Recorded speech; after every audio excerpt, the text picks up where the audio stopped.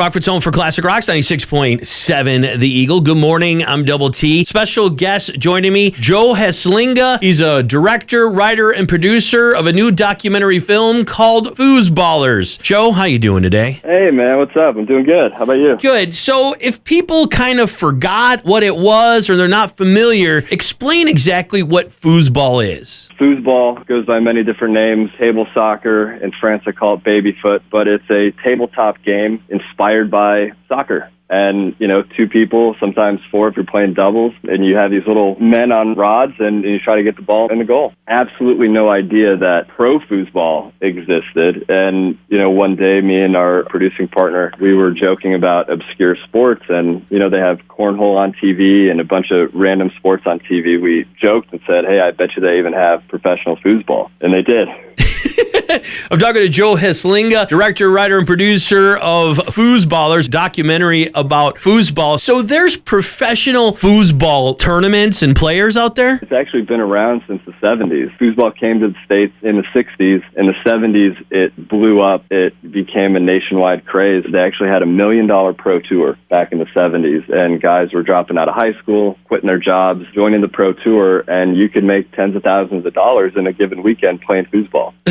Are you serious? Foosball? It's crazy, man. They used to give away sports cars for the top prize, so you could win at a foosball tournament a Porsche or a Corvette. And if you're a 22-year-old kid who you're either going to finish your degree or you can play foosball for a living and win sports cars and travel the country, you're going to do that. So that's what a lot of these guys would do. Even though it was a big deal, it still wasn't recognized as like a proper sport. They were trying to make it big time, and just before they could get there, the tour collapsed, and it kind of ended disastrously, and then it had a resurgence back in the 80s. I'm talking to Joe Heslinga. What made you decide we need to do a documentary about foosball? Well, I think as anyone knows who goes down like some internet rabbit hole in the middle of the night and you're trying to consume as much information as you can, and usually at the end of that there's a documentary you can watch and kind of consume all the information at once. And for pro foosball, there wasn't one. The way my brain worked, I was like, well, why don't we just turn all this into a movie, make something that someone can just hop on their iTunes and watch and really go down this rabbit hole with us. We've made a really fun documentary. There's a lot of documentaries that make you really bummed out about the world, and those are good movies, but they also make you feel like kind of sad at where we are in the world. And we wanted to do the opposite. We wanted to make a movie that made people really stoked to live and go do something fun, follow your dreams, follow your passions. This is a movie about people who have foregone the traditional route of what it means to have a quote-unquote career or be happy, and they play foosball for a living. And it's a really awesome lifestyle that they've chosen, and comes with sacrifices and a bunch of other stuff, but it's also inspiring because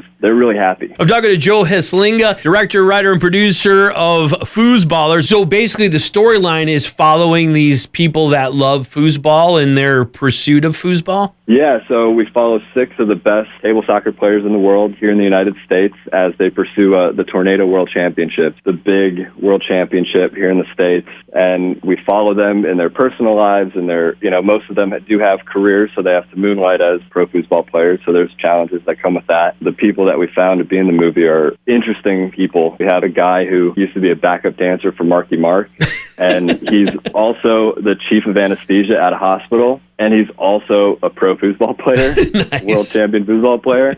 We have another guy who won the Cannabis Cup for marijuana growing. Now that doesn't surprise me. A world champion foosball player. We want to check out Foosballers February 11th at the Music Box Theater in Chicago. If people want to be able to find out more, get tickets, or find out about the movie and stuff, where can they look on the internet? So our website has all the info, foosballersmovie.com. There you can pre-order the movie on iTunes if you can't make it out to the screening, but we'd love to see everybody in Chicago come out to the screening. We have links to tickets there, and we're also on all the social media, Facebook, Instagram, Foosballers Movie, and on Twitter, we're just Foosballers. Awesome. Thank you so much for taking the time, Joe. I'm excited to see this movie. Joe Heslinga, director, writer, producer of Foosballers. Check it out now. It's Rockford's home for Classic Rock, 96.7 The Eagle.